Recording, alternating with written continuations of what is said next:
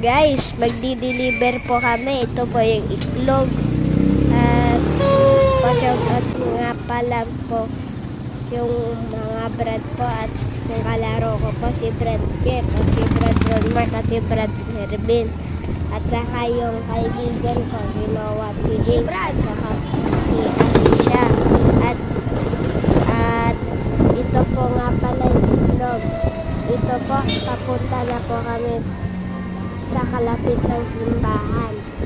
Ito po. Ganda po, no?